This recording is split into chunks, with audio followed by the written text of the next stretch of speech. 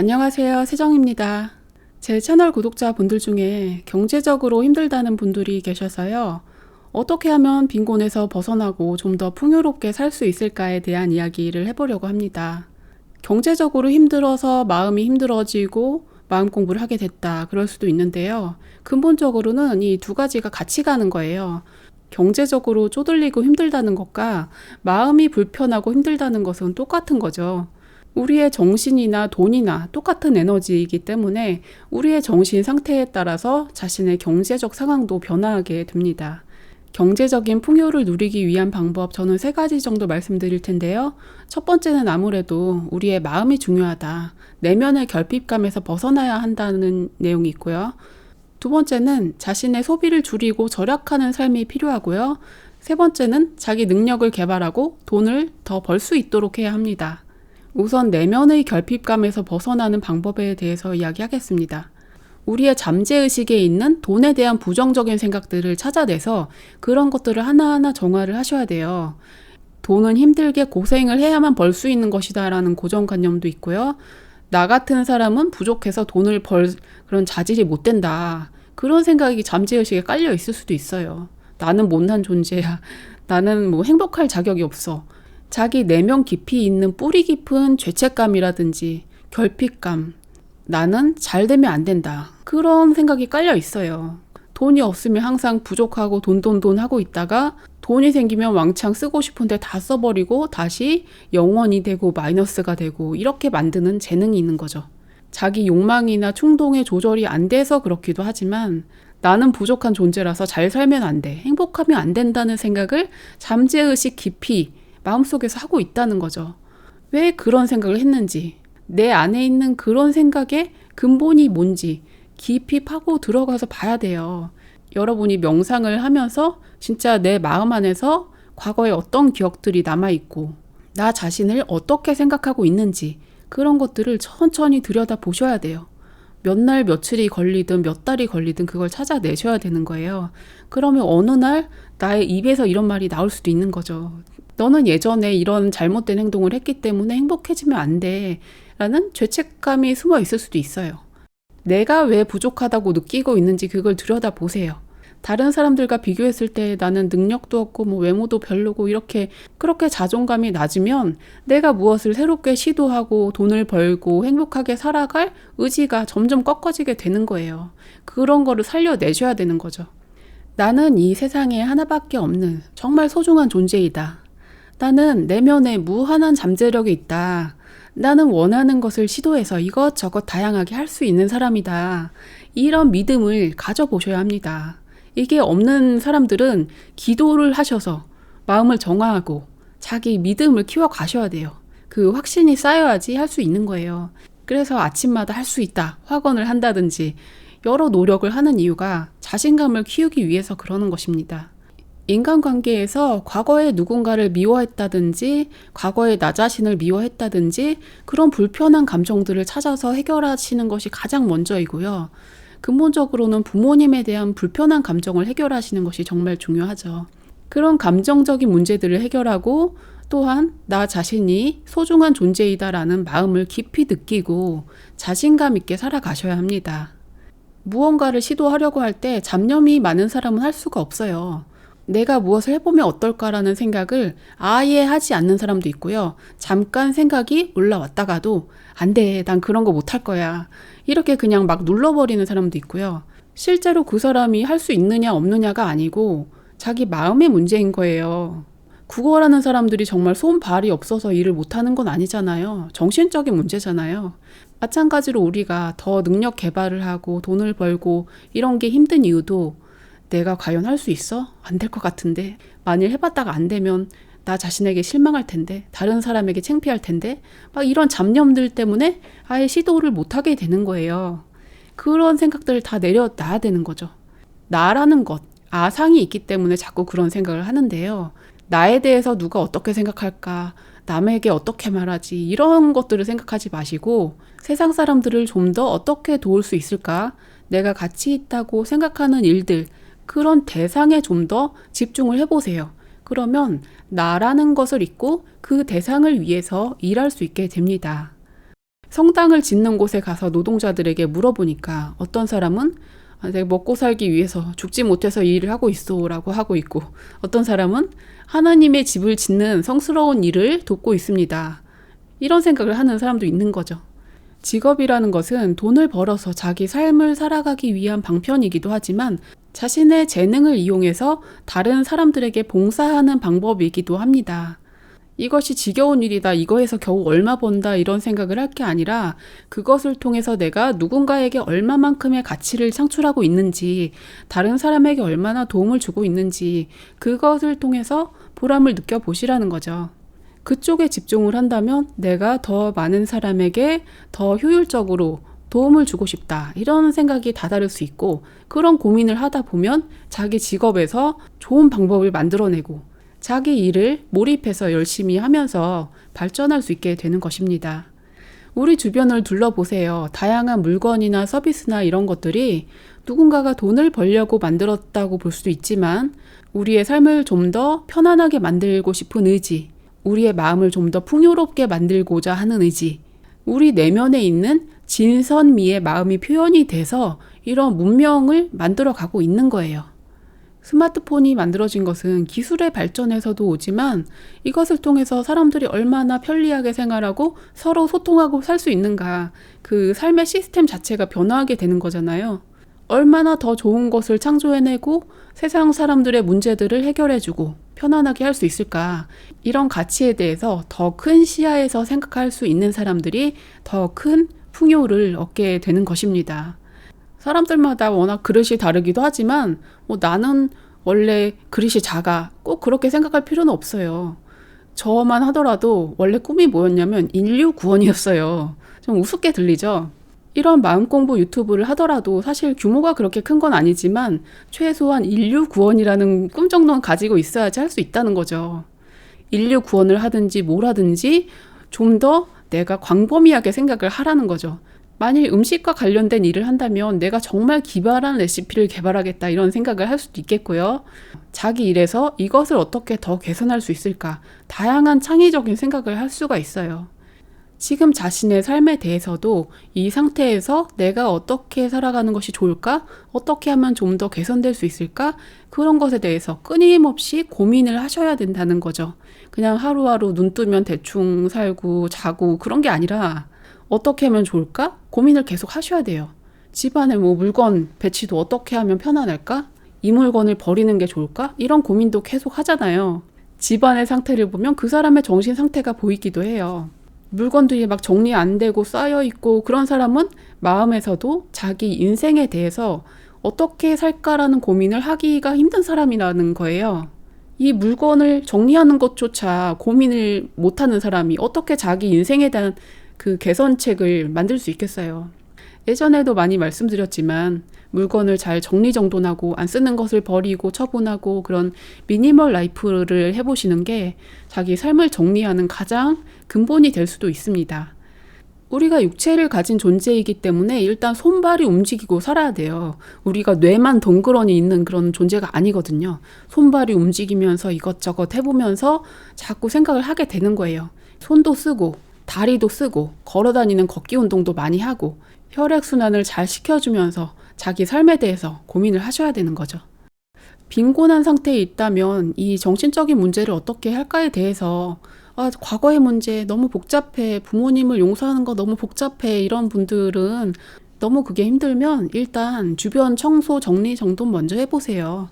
그러고 나서 천천히 명상을 해보시면서 과거의 문제들을 해결을 하시고 자신감을 키우시고 하나하나 조금씩 시도하시면 됩니다. 풍요로운 삶을 살기 위한 방법 두 번째는 소비를 줄이는 것인데요. 소비를 줄이는 방법 우리가 다 알고 있죠. 그런데 실천이 잘 안 되죠. 의지력이 있어야 되는데 미련과 집착이 있으면 그게 힘들 수도 있어요. 최소한 이런 서비스는 가입하고 최소한 이런 물건들은 사야 되는 거 아니야? 그런 최소한이라는 것을 점점점 줄여 나가보세요. 정말 생활이 힘든 상황에 있는 분들, 생활비가 부족하다 이런 분들은 네이버 카페에 가셔서 미니멀 라이프 카페라든지 짠돌이 카페라든지 그런 데 찾아보시고 여러 가지 정보를 얻고 다른 사람들 사는 모습에 자극을 받으실 수 있어요. 저렇게 하면 절약이 되는구나. 다양한 정보가 있으니까 찾아보시고요. 여기에 대해서 제가 블로그에 쓴 글도 있는데 간단하게 설명해 드릴게요.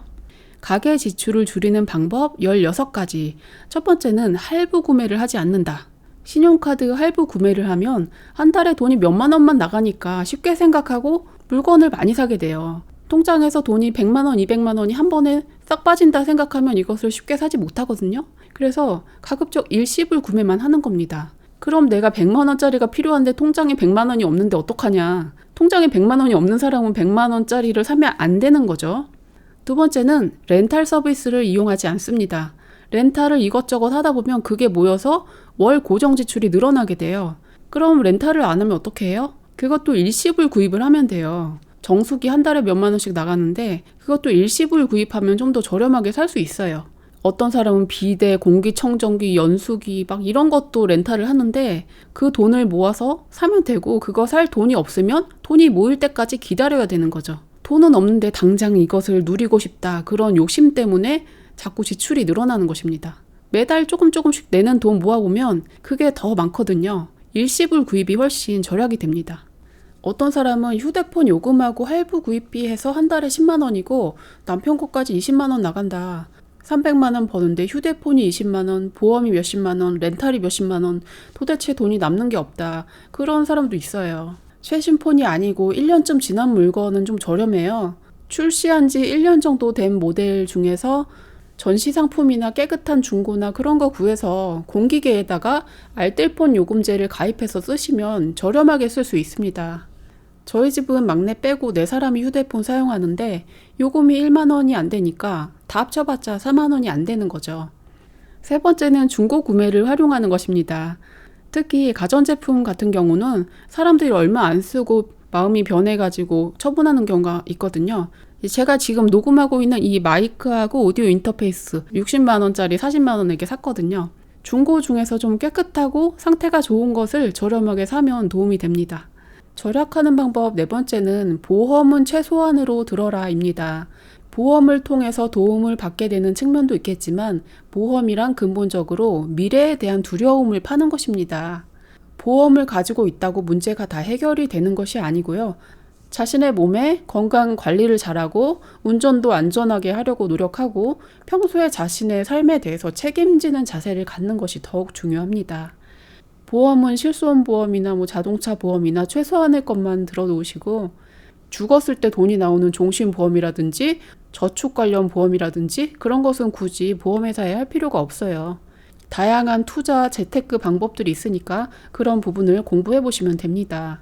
치과 치료를 하려고 치아 보험을 들 게 아니라 그 돈을 모아서 치료를 하면 됩니다. 절약하는 방법 5번째, 기호식품을 줄이거나 끊는다. 술, 담배, 커피 이런 거 가급적이면 줄이시는 게 경제적으로 도움이 되고요. 끊지 못하겠다면 그 양을 줄인다든지 밖에서 자꾸 사 먹는 것을 집에서 해결을 한다든지 그런 방법이 있겠죠. 저는 일단 커피를 안 먹는 사람이고 음료수를 따로 사 먹지를 않아요. 그리고 외출할 때는 항상 물통을 들고 다녀요. 음료수 값만 지출을 안 해도 상당한 절약이 되거든요. 절약의 방법 6번째, 고장나거나 낡은 물건을 고치거나 리폼한다.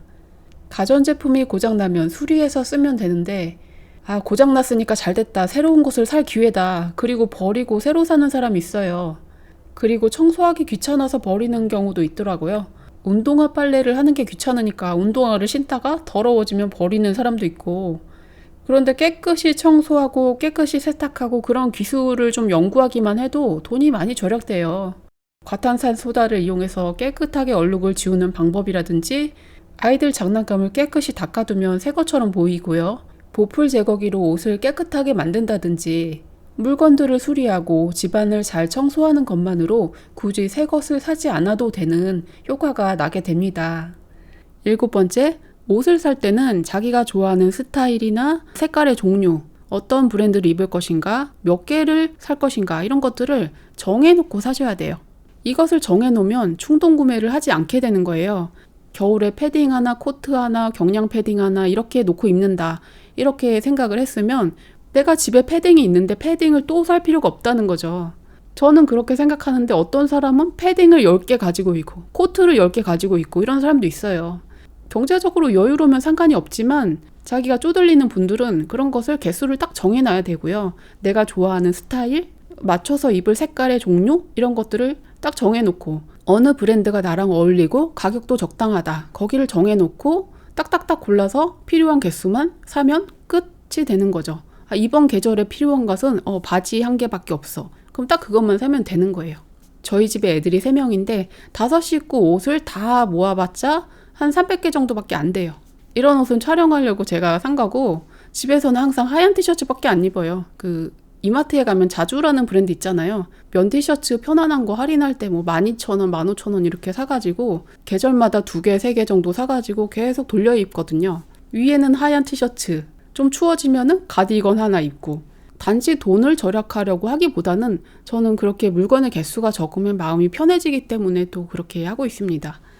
절약하는 방법 8번째, 최대한 집밥을 먹는다. 외식하고 배달하는 횟수를 좀 줄여봐야 됩니다. 저도 귀찮아서 배달을 자주 해서 애들 먹였는데 비용도 문제인데 일회용기 나오는 게 너무 불편하더라고요.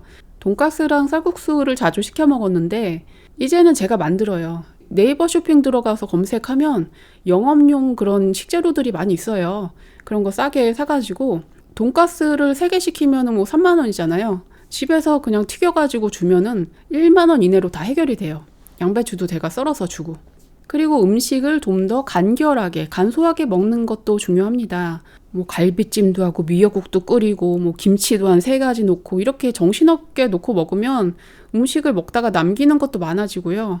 음식 만드는 것도 힘들고. 저희 집 같은 경우에는 한 끼에 만들어 먹는 음식이 딱 한 가지예요. 생선구이를 줄 때는 생선만 구워주고 부대찌개를 할 때는 부대찌개만 주고 진수성찬을 그렇게 차리지 않아도 아이들은 다 잘 먹고 크더라고요. 그리고 사람 위장 구조가 다양한 음식을 막 먹는 것보다는 한 끼에 한 종류 음식을 먹는 것이 사실 소화되는 것도 훨씬 편해요. 절약할 수 있는 방법 9번째는 DIY로 자기가 직접 할 수 있는 일을 찾아보는 것입니다. 가게에다 돈을 주고 맡기는 것이 더 효율적인 경우도 있고요. 자기가 직접 할 수 있는 경우도 있어요. 저는 아이들 3명 머리를 다 직접 잘라서 키웠는데 요즘에는 좀 컸기 때문에 미용실 보내고 있고요. 제 머리도 조금 삐져나오면 제가 이렇게 자르거든요.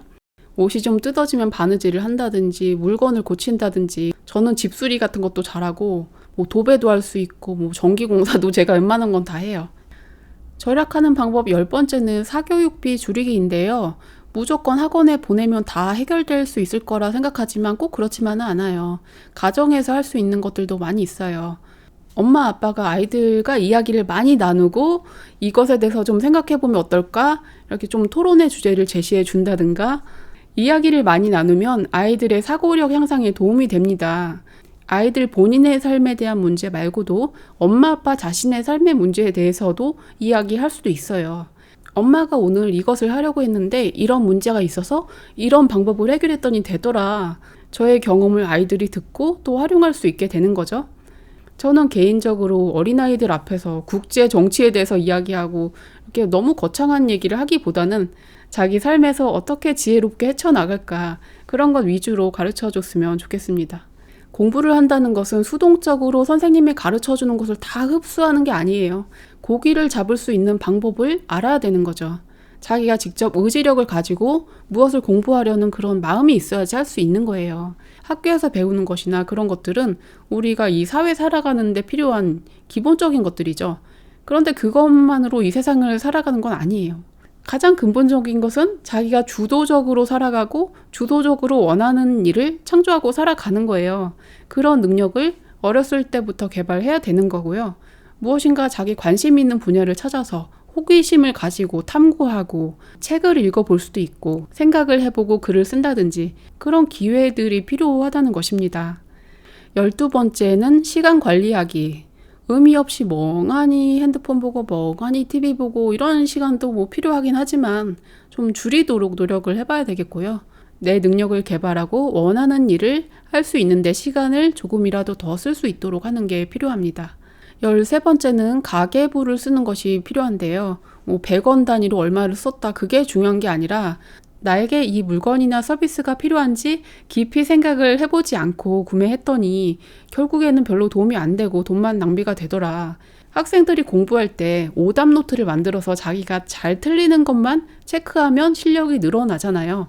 마찬가지로 소비 생활에서도 자신의 시행착오를 기록하고 들여다보고 반성하고 기억하는 것이 정말 중요합니다. 소비 생활도 그렇고 자신의 직업에서도 그렇고 자신의 인간관계, 인생 모든 분야에 있어서 기록을 하고 관찰하고 성찰하고 문제 개선책을 찾고 개선하고 개선이 됐는지 확인하고 이런 과정을 계속 돌려야지 조금이라도 더 나아지는 거예요. 성찰이 없으면 개선도 없는 거죠. 성찰이 가장 우선입니다. 소비를 줄이는 방법 14번째는 지출에 대한 계획을 세우는 것입니다. 이번 달에는 내가 어디에 얼마를 지출할 것이다 라는 계획을 미리 세워 놓는 거예요. 계획을 하면 반드시 필요한 것만 계획 목록에 넣게 되고요. 자신이 정한 예산 안에서 쓰게 되니까요. 충동 구매를 막는 효과가 있습니다. 저는 인터넷 쇼핑 같은 게 귀찮아서 뭐뭐 사야 된다 적어 놓고 한 하루나 이틀 동안에 몰아서 다 주문해 버려요. 그러면 한 달의 나머지 기간은 그런 것에 신경 쓰지 않고 살 수 있어요. 절약하는 방법 15번째는 쇼핑에 대안이 있는지, 대용품이 있는지 살펴보는 것입니다. 내가 이것을 새로 사기 전에 이거 비슷한 게 우리 집에 있지 않나 찾아볼 수도 있고요. 다른 사람한테 잠깐 빌려서 쓸 수도 있고 다른 방법이 있을 수 있는 거예요.